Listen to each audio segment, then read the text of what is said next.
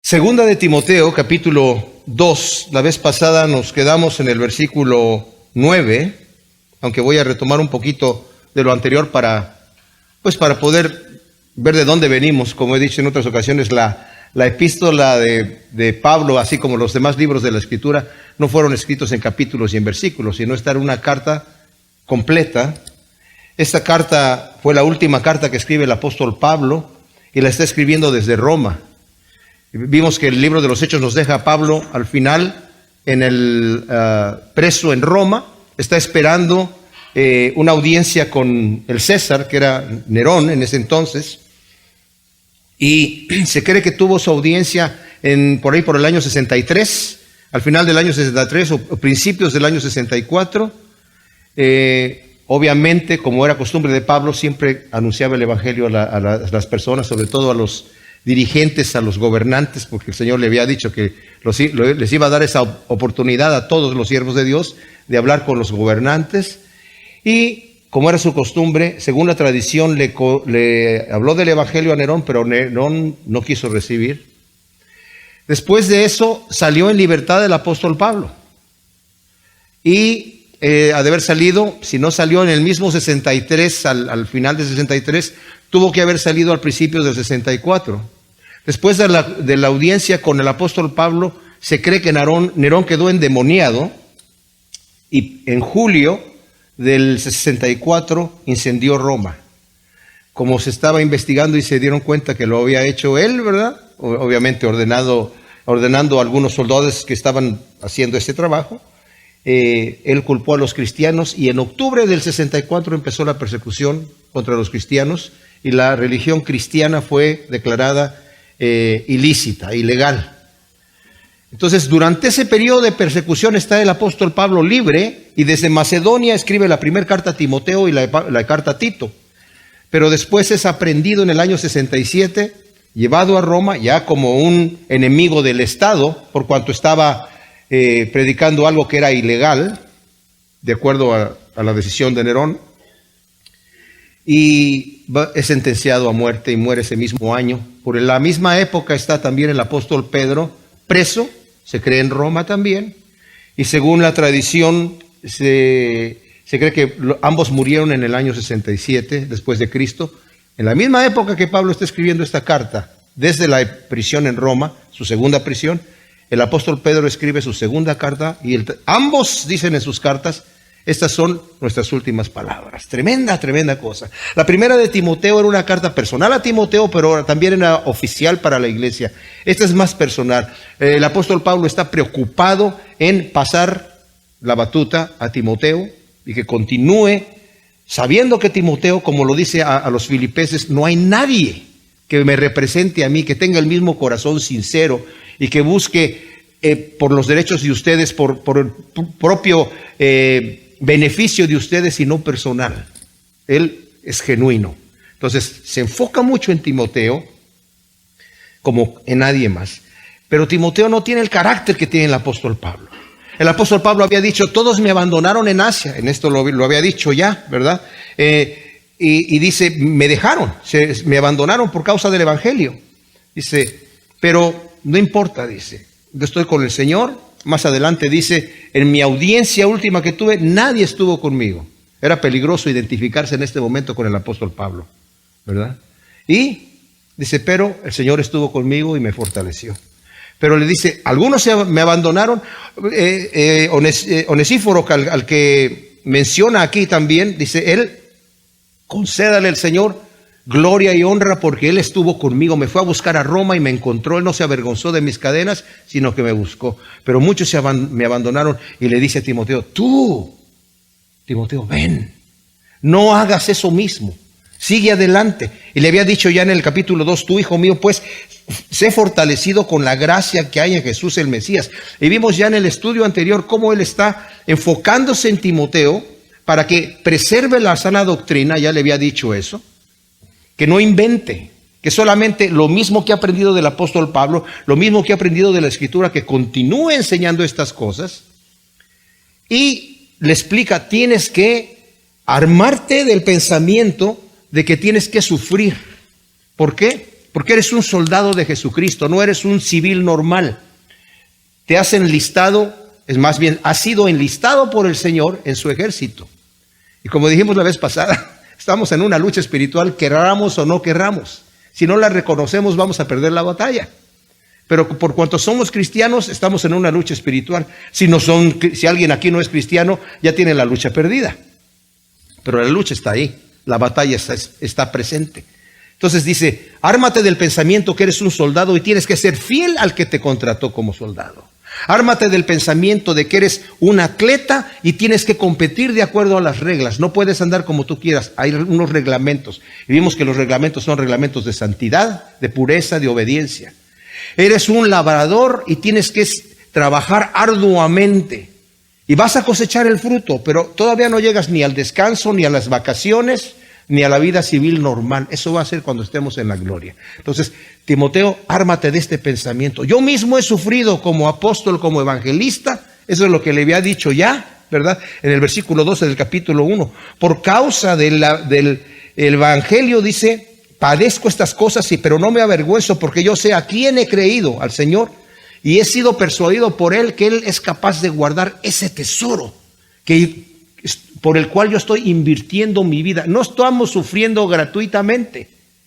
Y cuando hablo de sufrir, no me refiero solamente a sufrir por causa del evangelio. No solamente me refiero a sufrir por cuanto estás predicando la palabra de Dios, sino cualquier sufrimiento que, como ya siendo cristiano te llega a tu vida, es contado para la gloria de Dios.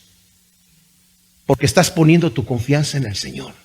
Porque estás diciendo que, Señor, si es tu voluntad que yo pase por esta situación, así sea. Como Job. Job sufrió. ¿Por qué? Por un ataque. Él no hizo nada, ¿verdad? No estaba sufriendo, digamos, por causa del evangelio, entre comillas. Estaba sufriendo porque Satanás lo atacó, pero él puso su causa delante de Dios y el Señor lo justificó y lo recompensó, ¿verdad?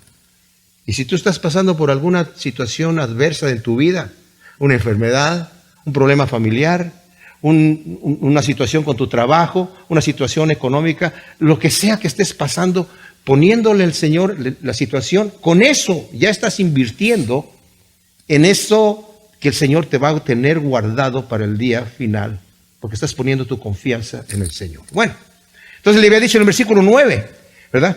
Por causa del evangelio había dicho, pero fíjese lo que dice el versículo 8. Importante. Acuérdate de Jesús el Mesías del linaje de David, resucitado de entre los muertos conforme a mi evangelio. O sea, le había dicho, estás pasando por estas situaciones adversas, pero acuérdate que el mismo Jesucristo, que no se aferró para ser igual que Dios, sino que se despojó a sí mismo, como dice en Filipenses capítulo 2, ¿verdad? Y tomó forma de esclavo.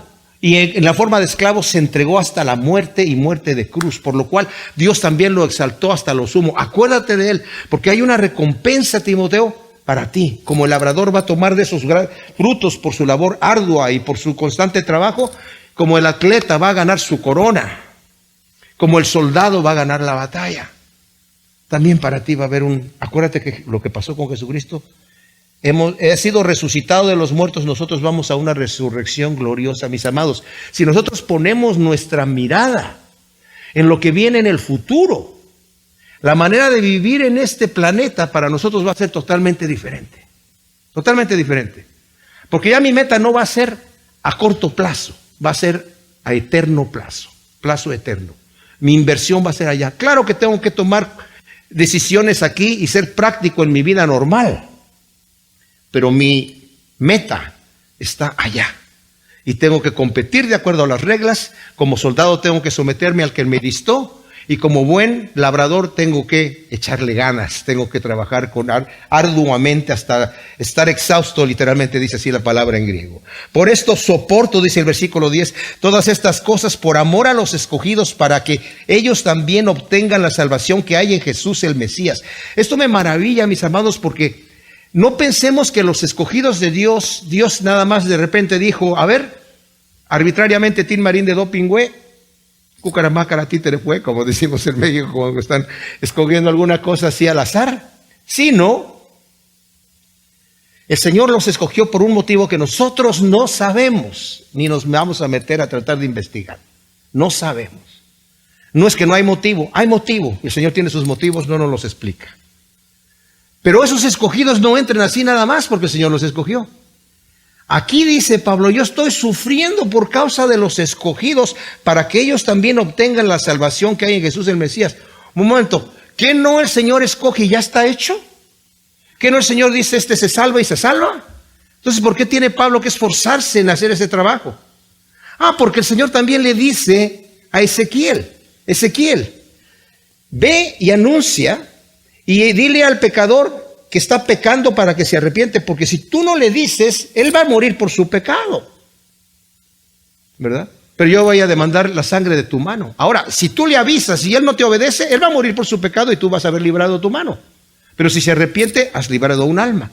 Ahora, si tú le adviertes al justo también que guarde su justicia, que no se aparte y obedece, va a ser librado. Pero si no obedece y se aparta, él va a ser condenado por su pecado, pero tú vas a haber librado tu alma. ¿A qué voy con esto? El Señor tiene un trabajo que hacer en la tierra. El Señor Jesucristo dijo, hasta este día yo trabajo y mi Padre trabajamos, los dos trabajamos. Y el trabajo que hace el Señor Jesucristo aquí en la tierra, ¿saben qué brazo utiliza? No digo que es la única manera. Aquí en la tierra, la iglesia, tú y yo. Somos los siervos de Dios. Somos los labradores, los atletas, los soldados. Y eso es lo que estamos haciendo. Entonces Pablo dice, yo estoy sufriendo por causa de los escogidos para que ellos obtengan la salvación. Son escogidos, pero yo tengo un trabajo que hacer y lo tengo que hacer bien hecho. Eso es tremendamente lo que está diciendo aquí el apóstol, ¿verdad? O sea, hay dos cosas importantes de valor que podemos ver sacar en nuestras tribulaciones, ¿verdad? Porque está diciendo, yo por esa causa estoy sufriendo. Uno, el ejemplo positivo de fe y confianza que mostramos en nuestra reacción ante la adversidad. Como dije anteriormente, no importa la tragedia que tú tengas, tú estás mostrando tu fe en el Señor y ese es un tesoro que tú estás sacando, un beneficio que estás sacando. Pero también la otra es que podemos consolar a otros con el consuelo que el Señor nos dio en la tribulación que está pasando una persona semejante a la nuestra. No necesariamente tiene que ser exactamente lo mismo, pero con el consuelo, como nos dice también ahí en 2 de Corintios, capítulo 1, del versículo 3 al 4, que nosotros somos consolados con la consolación que el Señor nos da, con esa misma consolación consolamos a los que están pasando por tribulación. Ese es el otro beneficio que estamos teniendo aquí. Ahora, el fruto de nuestra tribulación, mis amados, es para gloria eterna. En Romanos 8, del 16 al 25, dice que estamos gimiendo en este cuerpo carnal, queriendo ser revestidos de la gloria de Dios. Porque vamos a ser transformados. Y no solamente gemimos nosotros, sino también la creación, dice ahí, que gime para ver la manifestación gloriosa de los hijos de Dios. Va a haber una manifestación gloriosa futura. Esto no es un cuento de niños, de hadas. Es una realidad que viene. En esta historia que viene lineal. Viene el momento, mis amados, donde toda rodilla se va a doblar y toda lengua va a confesar que Jesús es el Señor. Pedro dice, hay gente que se burla diciendo, están diciendo desde los tiempos de los abuelos y de los tatarabuelos que va a venir el Señor, que va a venir el Señor. Lo andan diciendo desde hace 2000 años y no pasa nada, las cosas son iguales. Momento, la historia es lineal, no es circular, es lineal y va a venir ese gran momento y toda rodilla se va a doblar y toda lengua va a confesar que Jesús es el Señor, ¿verdad? Para la gloria de Dios. Los que se arrodillan de este lado va a ser para la gloria del Señor y para la gloria de ellos mismos. Los que se arrodillen solamente del otro lado va a ser para gloria de Dios y para condenación y perdición, vergüenza y oprobio para los que se pierden. Así que el sufrimiento del creyente nunca es en vano, ¿verdad? O sea, el apóstol Pablo dice, las cosas leves que sufrimos nosotros aquí no se comparan con el peso de la gloria eterna que vamos a recibir en el reino de los cielos, en 2 de Corintios 4, 17, ¿verdad? Así que vamos a tener esa manifestación gloriosa de parte de Dios. Y luego en el versículo del 19 al 13, dice Pablo, fiel es esta palabra. Cuando Pablo dice, fiel es esta palabra, está refiriéndose a un refrán repetido frecuentemente por Pablo, ¿verdad? Y por la gente. Esta frase de fiel es esta palabra, Pablo la utiliza en 1 Timoteo 1:5, 1 Timoteo 3:1, 1 Timoteo 4:9, Tito 3:8 y en este lugar que estamos viendo aquí, en el versículo 11. ¿Qué quiere decir? Fiel es este dicho que hemos oído todo el tiempo, o este himno que estamos cantando pudo haber sido un credo cristiano, un trozo de oración litúrgica, o las líneas de un himno antes de bautizarse, ¿verdad? Baptismal. Dice primero, si morimos con Él, también viviremos con Él. Si perseveramos, también reinaremos con Él. Si lo negamos, Él también los negará. Si somos infieles, Él permanece fiel porque no puede negarse a sí mismo. O sea, si morimos con Él, también viviremos con Él. Esto no se aplica exclusivamente y no se está refiriendo en este caso específico, aunque también se aplica a ser un mártir, una persona que muere por causa del Evangelio. Obviamente, que aquella persona que muere por causa del Evangelio, pues va a vivir con Él, ¿verdad? Pero no es exclusivo de esto. Más bien pienso yo que el refrán, la intención era, si se piensa que es un himno que se cantaba antes de que la persona fuese a descender a las aguas del bautismo, quiere decir morir al mundo para vivir para Cristo. En Romanos 6, del 3 al 11, Pablo nos dice que en el bautismo nosotros nos identificamos con Jesús en su muerte y también en su resurrección. Descendemos a las aguas siendo sepultados con Cristo Jesús y salimos de las aguas siendo resucitados con Él juntamente. Es un símbolo, no es que el agua es agua bendita y va a ser algo en mí, ¿verdad? Porque si yo no me arrepiento, como he dicho en otras ocasiones, entra el pecador seco y sale mojado, pero no pasa nada, ¿verdad? Pero tiene que haber realmente, ese es el símbolo esa es la firma del contrato, digamos. Ok, Señor, yo decido hacer esto delante de ti, me bautizo y salgo. Y en ese momento me identifico con el Señor. Pero también quiere decir que estamos muriendo con el Señor todo el tiempo. Estamos muriendo todo el tiempo. Pablo dice, yo estoy juntamente con Cristo crucificado. Y ya no vivo yo, sino vive Cristo en mí. Pero no es un solo hecho que queda allí con Cristo crucificado y Cristo vive en mí. Lo que ahora vivo en la carne, o sea, mi caminar diario, cotidiano, lo vivo en la fe del Hijo de Dios. Es una fe activa. No es una fe pasiva, no es que yo creí, ahí quedó con una creencia, es una fe que produce un fruto. Mis amados, les voy a decir una cosa, las obras no nos salvan, las buenas obras no nos salvan, las obras para las cuales nos preparó Dios no nos salvan, son fruto exclusivamente de una fe verdadera. Algunos han dicho, Lutero decía, que la carta de Santiago era, o de Jacobo, ¿verdad? Que su verdadero nombre es Jacobo, ¿verdad? Santiago vino después de que era San Jacob, y de ahí llegó Santiago, pero Jacobo, bueno, que dice que la fe sin obras es muerta. Dice, eso es paja, dijo Lutero, porque no creía. Si la fe tiene que ser una... Sí, pero ¿a qué se está refiriendo? Se está refiriendo a lo que dice Efesios 2. Capítulo 2, versículo 8, porque por gracia habéis sido salvos por medio de la fe, y esto no es de vosotros, pues es don de Dios, no por obras para que nadie se gloríe. Ahí está, se acabó. No se acabó, hay un versículo que sigue. Porque somos hechura suya, creados en Jesús el Mesías, para buenas obras, las cuales Dios preparó de antemano para que anduviéramos en ellas. Esto simplemente quiere decir que mis buenas obras no son para salvación, mis buenas obras son testimonio de que mi fe es una fe viva y activa. De otra manera está muerta. De otra manera es, Señor, Señor, que no hicimos muchas cosas en tu nombre. No te conozco. ¿Qué? Hacedor de maldad. Tú fuiste un atleta que no competiste conforme a las normas. Tú fuiste un soldado que no te sometiste al que te enlistó como soldado. Tú fuiste un labrador que no sembraste nada, sembraste otra cosa. ¡Wow! Hay que tener cuidado con esta situación. Así que tenemos eso. En Colosenses 3, del 3 al 5, dice, si habéis resucitado con Cristo, busca las cosas de arriba que están. Haz morir Todo pecado en tu vida, fornicación, impureza, inmundicia, pasiones desordenadas, avaricia, que es idolatría, cosas por las cuales vivías en otro tiempo, pero ahora ya no. Pero también deja todas estas cosas, ira, enojo. Fíjense bien lo que estoy diciendo, cristianos.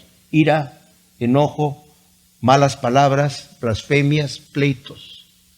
Esos no son pecados tan fuertes. No, sí son pecados fuertes. Y lo vamos a ver en un ratito más. Tremendo lo que nos va a decir aquí. Así que, en Mateo 16, del 24 al 25, el Señor nos dice, el que quiere ganar su vida la va a perder, pero el que pierde su vida por causa de mí la va a ganar. Esto quiere decir que estamos muriendo todo el tiempo. Y si estamos muriendo todo el tiempo a nosotros mismos, el que quiera venir en pos de mí, nieguese a sí mismo, tome su cruz y sígame. Ahí mismo en Mateo 16. Entonces viviremos con Él. Si estamos muriendo, si nos consideramos muertos al pecado, si nos consideramos crucificados con Cristo Jesús en la cruz. Si para nosotros la muerte es ganancia, como dice Pablo, para mí el vivir es Cristo y el morir es ganancia. La muerte solamente es ganancia si para mí el vivir es Cristo. Si no, no aplica. Eso es lo que dice aquí. Si hemos muerto con Él, viviremos con Él. Si perseveramos, también reinaremos con Él. Aquí también habla de otro tema especial. Perseverar. Si perseveramos, también reinaremos con Él. La verdadera fe, como dije, es la que persevera hasta el fin para salvación. Mateo 10, 22. El que persevere hasta el fin será salvo. En Lucas 8, 15.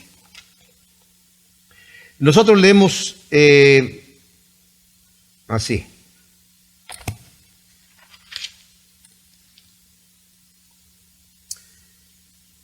Está hablando aquí, mis amados, de la parábola de las semillas que caen en los diferentes terrenos, pero cuando cae, habla de la parábola, ya la conocen todos ustedes. Una cayó junto al camino, que fueron las aves y se la llevaron, el que no entendió la palabra y todo eso, y habla del que cayó entre espinos, que los placeres de este mundo la ahogaron, ¿verdad? Y otra que cayó en pedregales, que aquellos con las tribulaciones que pasaron, pues se achicaron y no dieron fruto, pero una cayó en buena tierra. Bueno, la de la buena tierra, la que cae en buena tierra, estos son los que oyeron la palabra con corazón recto y bueno y producen fruto con perseverancia. Con perseverancia. No es una vez, no es en el pasado, no es lo que yo hice allá, es lo que continúo haciendo. Con perseverancia. Romanos 2:7 nos dice, cuando el Señor está hablando a los judíos le está hablando al moralista, ¿verdad? Ya condenó al que con injusticia retiene la verdad, ¿verdad? Y es una mente depravada, el Señor los entrega a una mente reprobada y hacen cosas que no convienen. Y al moralista que dice, y tú que condenas a aquellos, ¿verdad? Y haces lo mismo, ¿tú crees que vas a entrar en el reino de Dios? Que no sabes que Dios te está dando tiempo, porque no ha descargado su puño para que te arrepientas, pero por tu corazón no arrepentido estás atesorando ira para el día de la ira de Dios, el cual va a pagar a cada uno de acuerdo a sus obras. Vida eterna a los que perseverando en hacer bien buscan gloria, honra y mortalidad. A los que perseveran, ¿verdad? En Hebreos 3, en el versículo 12, nos dice, mirad pues, hermanos, no sea que acaso hay en alguno de vosotros un corazón malo de incredulidad. Fíjense, esto es incredulidad, como para apartarse del Dios vivo. Antes bien, exhortaron los unos a los otros cada día, entre tanto que se dice hoy, para que ninguno de vosotros se endurezca por el engaño del pecado, porque hemos llegado a ser partícipes del Mesías, con tal que retengamos firme hasta el fin el fundamento. Segunda de Pedro, y este es un versículo tremendo, mis amados. Este versículo es pesado acerca de este tema que estamos hablando.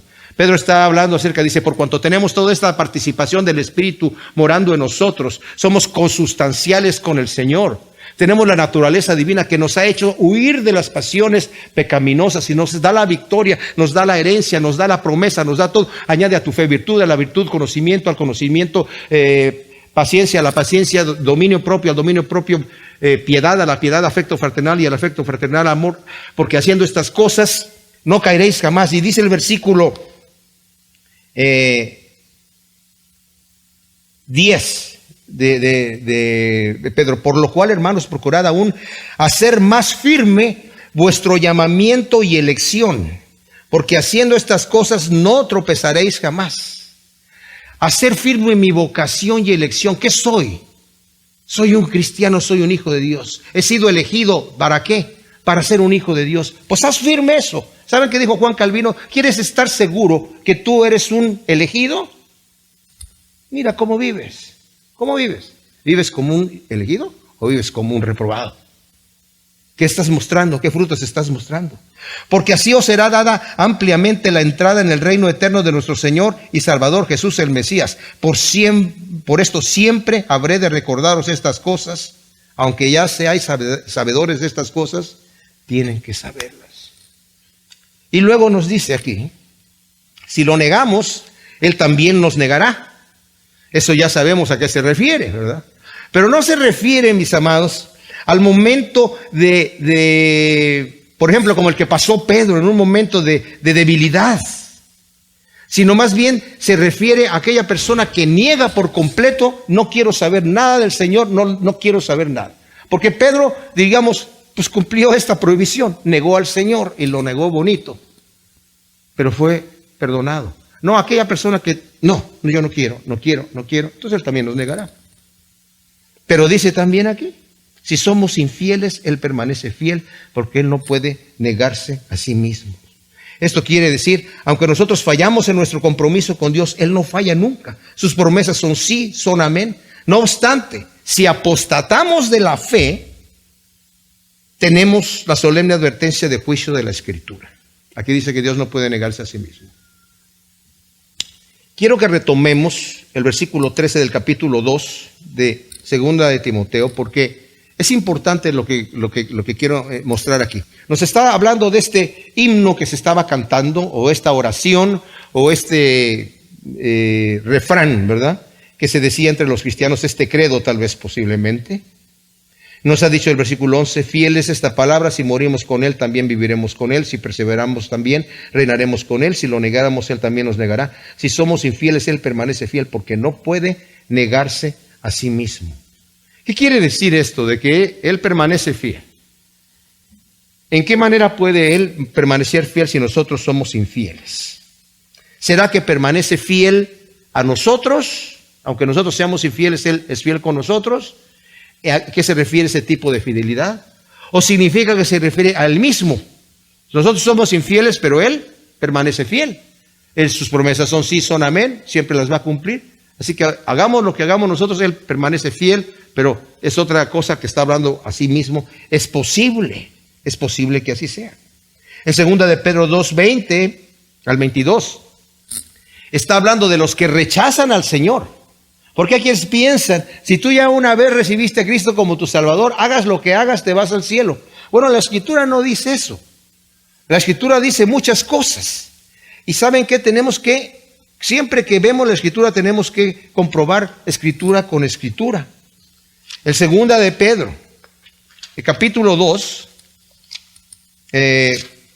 está hablando acerca de los falsos maestros y la gente que se aparta, ¿verdad?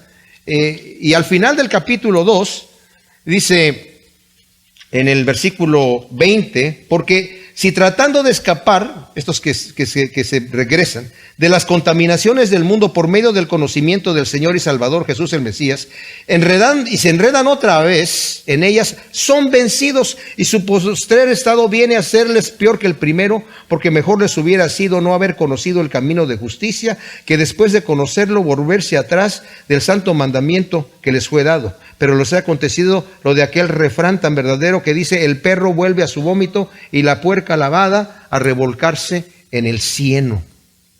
O sea, existe un grave peligro de regresarse del camino de Dios, y la Escritura es extremadamente clara en advertirnos. No podemos, mis amados, escúchenme bien. A veces yo mismo me escucho. Yo le tengo un gran respeto a Juan Calvino.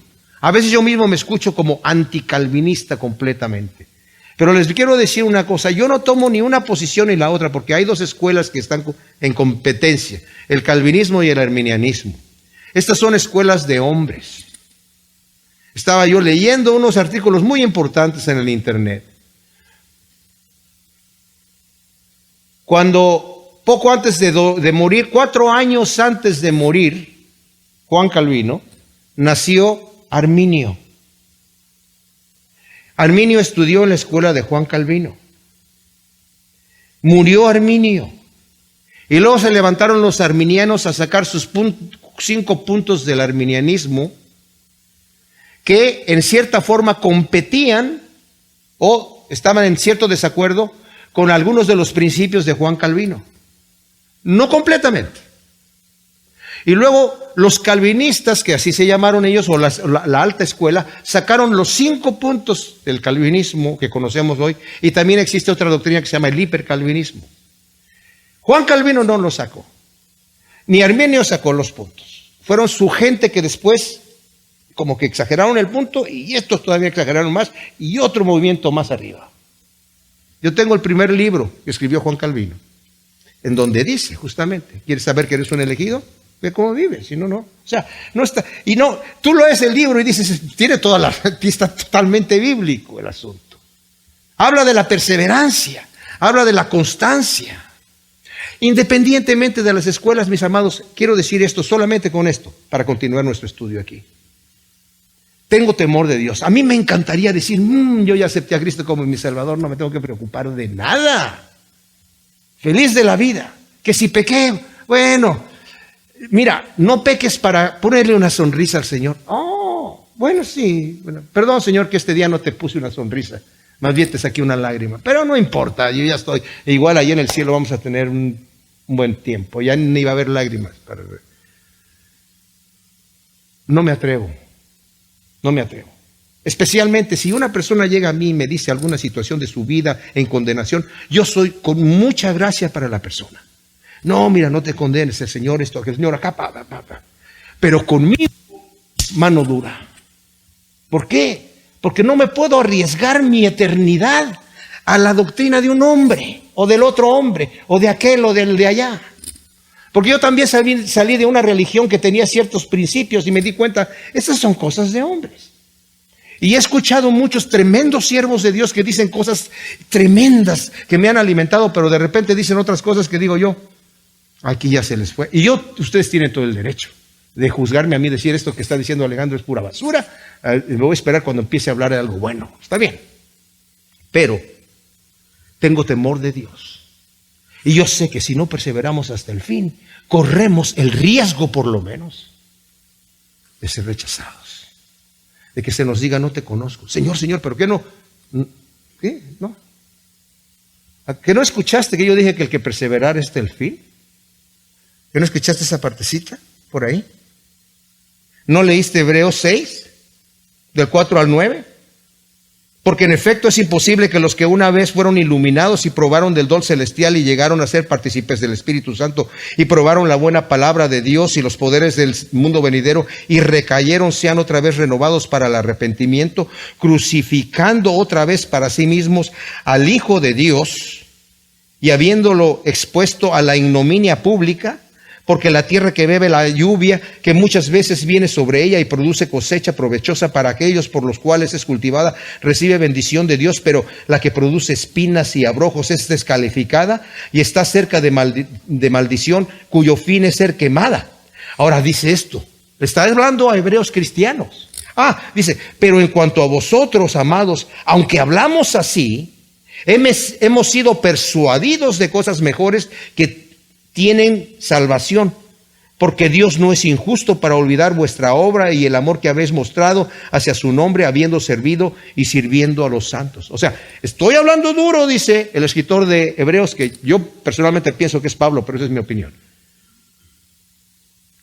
Estoy hablando duro para advertirles, pero yo estoy convencido, he sido persuadido por Dios que ustedes no son esa gente, pero tengo que advertirles. Lo mismo lo dice en el versículo, en el capítulo 10, cuando dice en el versículo 25, 26, porque si continuamos pecando voluntariamente después de haber recibido el conocimiento de la verdad, ya no queda más sacrificio por el pecado, sino una horrenda expectación de juicio y ardor de fuego que va a consumir a los adversarios. El que viola la ley de Moisés por testimonio de 2 o 3 testigos muere irremisiblemente. ¿Cuánto peor castigo pensáis que merecerá el que pisoteó al Hijo de Dios y tuvo por inmunda la sangre del pacto en la cual fue santificado? Fue santificado. Y ultrajó al Espíritu de gracia. Pues conocemos el que dijo: mía es la venganza, yo pagaré. Y otra vez, el Señor juzgará a su pueblo. ¿A quién? ¿A quién juzgará? A su pueblo. Horrenda cosa es caer en manos del Dios vivo.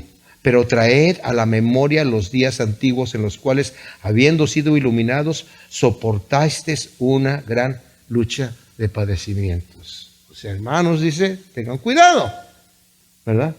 Pero ustedes continúen. Y todavía les vuelve a decir aquí en este mismo capítulo, el versículo 35, no perdáis pues vuestra confianza, la cual tiene gran recompensa, porque tenéis necesidad de la paciencia, para que habiendo hecho la voluntad de Dios obtengáis la promesa. Porque de aquí a un momento, tan solo un momento, el que ha de venir vendrá y no tardará. Y este tremendo versículo, citado muchas veces, pero mi justo vivirá por la fe. Y continúa. Esta es la parte del versículo. Y si retrocede, mi alma no se agradará de él. Pero nosotros no somos de los que retrocedemos para destrucción, sino de los que tenemos fe y perseveramos para la salvación de nuestra alma. Tenemos fe y perseveramos. No somos de los que retrocedemos, porque los que retroceden para perdición. Esa es mi convicción. Entonces, Dios es fiel ¿a qué? Es fiel a nosotros, aunque nosotros permanecemos infieles, es fiel en darnos una salvación que no guardamos. ¿O es fiel a su palabra, que dice, el que perseverará hasta el fin, ese será salvo? No todo el que me dice, Señor, Señor. ¿Leíste mi palabra en 2 de Pedro 2, del 20 al 22? ¿Leíste mi palabra en Hebreos 6, del 4 al 9? En Hebreos 10, del 25 al 32, y en Hebreos 10, del 35 al 39. Yo soy fiel. Y mi palabra permanece para siempre. Dice Walter Liefeld, un comentarista que estoy leyendo para estas cosas también.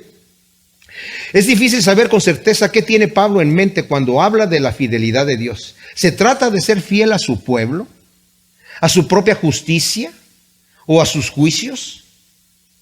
Puesto que las 3 posibilidades son ciertas y tienen apoyo escritural, no se pierde ninguna verdad dejando esta cuestión abierta aquí. Lo que más nos sorprende es que el mensaje de los versículos 11 al 13 concluye con una majestuosa declaración acerca del carácter de Dios. Él no puede negarse a sí mismo. Tremenda cosa. Mis amados, necesitamos ser fieles al supremo llamamiento de Dios, y para eso la aplicación a nosotros debería ser lo que nos dice aquí mismo en Hebreos, en el capítulo 12, después de que en el capítulo 11 nos ha mostrado todos estos héroes de la fe que han caminado, ¿verdad? Y que han vivido con fe y haciendo grandes cosas, que nosotros los vemos como si fuesen unos verdaderos titanes. Y lo son, pero no lo son por algo que ellos tienen. Lo son por la confianza que tienen en el Señor. Esa confianza nos ayuda para muchas cosas. Esa confianza nos ayuda para obedecer al Señor y poder emprender asuntos difíciles. Pero también esa confianza y esa fe nos ayuda cuando somos débiles y venimos delante del Señor diciendo, Señor, yo no puedo con este pecado. Señor, aquí hay una situación con la cual yo estoy luchando. Pero tenemos que venir a confesar nuestros pecados delante de Dios, nuestras debilidades, para pedir ayuda. Eso es fe también. Pero todo esto que nos dice lo que hizo Abraham, lo que hicieron todos los patriarcas, ¿verdad? Y lo que hizo Gedeón y lo que hicieron las grandes personas. Y también nos dice, y aquellos que incluso rechazaron los bienes de este mundo esperando una gloria futura, esperando la ciudad celestial, se declararon aquí como peregrinos, no haciendo raíces aquí. Algunos de ellos no recibieron lo prometido aquí. Algunos de ellos fueron perseguidos, fueron angustiados, anduvieron de aquí para allá desnudos, torturados, de los cuales el mundo no era digno. Y lo dice Pablo en el versículo 1 del capítulo 12. Por lo cual también nosotros, teniendo alrededor nuestro una tan grande nube de testigos. ¿Cuál? Lo que acaba de describir en el capítulo 11. ¿Nosotros qué nos corresponde hacer? ¿Nosotros no calificamos? Sí calificamos. Esos eran hombres y mujeres como nosotros, con las mismas pasiones y debilidades que nosotros. Y aquí nos dice qué es lo que tenemos que hacer. Desprendiéndonos de todo peso y del pecado que nos asedia, corramos con paciencia la carrera que nos es puesta por delante, puestos los ojos en Jesús, el autor y consumador de la fe, el cual, por el gozo puesto delante de él, soportó la cruz y, despreciando el oprobio, se ha sentado a la diestra de Dios. Considerad, pues, al que soportó tal contradicción de pecadores contra sí mismo, para que vuestro ánimo no se canse y desfallezca. ¿Qué nos dice aquí en el versículo 8 de nuestro capítulo 2? Acuérdate de Jesús, el Mesías del linaje de David, resucitado de entre los muertos, conforme a mi evangelio. Dijimos la vez pasada que Pablo no se está refiriendo a un evangelio diferente, porque en Gálatas nos dice, en el primer capítulo, del versículo 6 al 9, si nosotros o un ángel de Dios o cualquiera les viene a predicar otro evangelio que el que han escuchado, sea maldito de Dios. Sea maldito de Dios. Y otra vez lo vuelve a decir Pablo, lo vuelvo a repetir, otra vez. Si nosotros o cualquier otra persona les viene con otro evangelio, sea maldito de Dios. ¿Esto qué quiere decir, mis amados? Tenemos un llamado, un supremo llamamiento de parte de Dios. Y la única manera que nosotros podemos alcanzar, obedecer y lograr aquello contra lo cual nuestra propia carne, el mundo y el diablo están luchando, es poniendo nuestros ojos en Jesús. Es reconociendo nuestras debilidades, nuestra incapacidad. Es pedir ayuda. Porque el Señor, como vimos anteriormente, en el versículo 1 de este capítulo 2, tú pues, hijo mío, sé fortalecido con la gracia que hay en Jesús el Mesías. ¿Qué quiere decir esto? Lo explicamos profundamente la vez pasada, mis amados. La gracia de Dios, ¿qué nos da? Nos da tres cosas la gracia de Dios. Es para salvación. La gracia de Dios, somos salvos por la gracia de Dios. Es la gracia de Dios las que nos rescata a nosotros. Somos salvos por gracia, por la fe, ¿verdad? Es una salvación gratuita dada de parte de Dios. Es poder de Dios también. La gracia de Dios es el poder que nos da el Espíritu Santo para poder nosotros hacer todo aquello que no pudimos haber hecho anteriormente.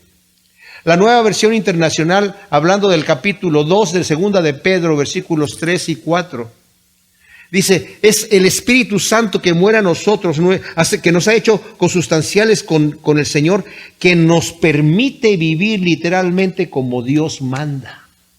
Porque nosotros como hombres y mujeres carnales, naturales, no podemos vivir como Dios manda. Nos es imposible. La ley que el Señor dio en el Antiguo Testamento, como he dicho en otras ocasiones, era lo mínimo, el estándar más bajo que el Señor pudo haber dado a hombres y pecadores y mujeres pecadores como somos nosotros. ¿Y qué hacía la ley? La ley nos condenaba, porque nadie podía guardar la ley. Pero esa condenación que la ley nos daba, como dice el apóstol Pablo en el capítulo 7 de Romanos, yo no conocía el pecado si no hubiera sido por la ley. Y por medio de la ley yo conocí la codicia cuando yo leí, no codiciarás. El pecado que mora en mí, para mostrarse sobremanera pecaminoso, produjo en mí toda codicia. Antes tal vez codiciaba algo, pero no me daba cuenta que estaba pecando. En el momento que yo escucho no codiciarás, no solamente sigo codiciando lo que codiciaba antes, que no me daba cuenta, sino que ahora el pecado que mora en mí, para mostrar ese pecado, produce más codicia. Y solamente tengo que leer en la ley qué cosas no puedo hacer para que mi pecado que mora en mí me quiera hacer lo que no puedo hacer. Entonces la gracia que me da el Espíritu Santo en mí, como dice Pablo en Romanos 8, lo que era imposible para la ley. La ley solamente nos traía a Cristo en una desesperación de decir, Señor, yo no puedo. Bienaventurados los pobres en espíritu, los mendigos en espíritu, que se ven a sí mismos. No tengo ninguna credencial para presentarme a ti, delante de ti, Señor. No tengo nada. No tengo ni idea ni por qué, ni cómo puedo venir delante de ti. Tú calificas bienaventurados porque tuyo es el reino de los cielos, dice el Señor. En esa humillación, al corazón contrito y humillado, tú no lo desprecias.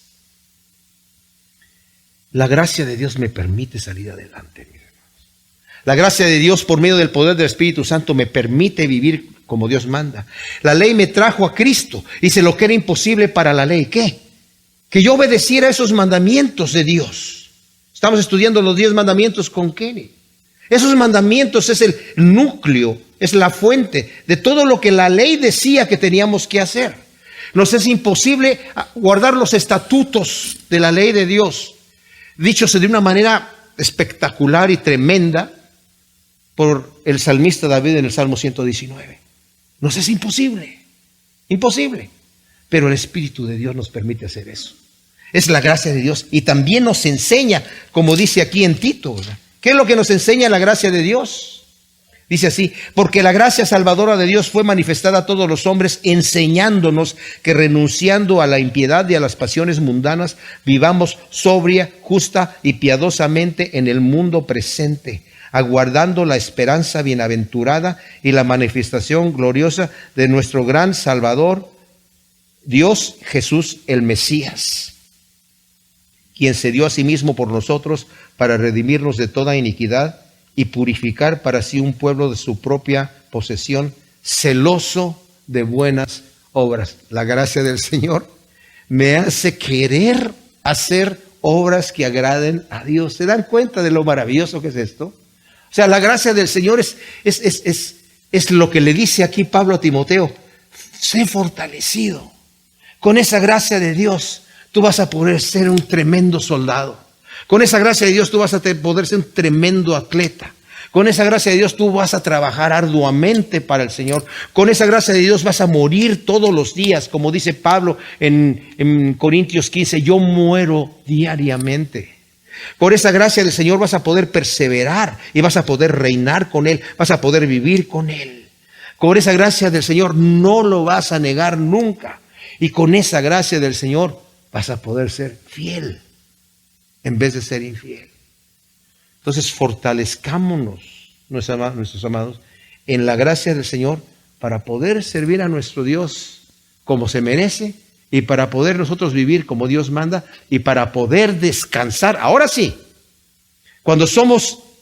No es que el Señor nos va a premiar mucho por toda nuestra obediencia. No es que hoy que me porté todo bien, este Señor me está sonriendo y al ratito que me porté mal, el Señor ya me está gruñendo. El amor de Dios no cambia. Pero dice Pedro, para que tú tengas una seguridad de tu vocación y de tu elección, haz estas cosas. Añádele a tu fe virtud, a la virtud conocimiento, al conocimiento dominio propio, al dominio propio paciencia, perseverancia, tenacidad, a la paciencia piedad, relación con Dios, a la piedad afecto fraternal, fileo, y al afecto fraternal ágape, el amor ágape. Haciendo estas cosas no caeréis jamás y se le será otorgada una amplia y generosa entrada en el reino de los cielos y vas a ser firme tu vocación y tu elección. No nos engañemos, mis amados. Si no vivimos vidas santas delante de Dios, no nos llamemos hijos de Dios. No podemos jugar. Si hay algo mal, arrepintámonos. Eso lo vamos a ver la vez que viene. Ese era el tema principal del estudio de hoy. No llegamos allí. Me quedé en la pura introducción. Gracias, Señor, te damos por tu palabra. Te pedimos que tú siembres estas semillas en buena tierra en nuestro corazón para que produzca fruto a 100 por 1 en perseverancia, en constancia. Perdona nuestras iniquidades, perdona nuestras debilidades. Señor, acuérdate que somos polvo y te necesitamos todo el tiempo. En el nombre de Cristo. Amén.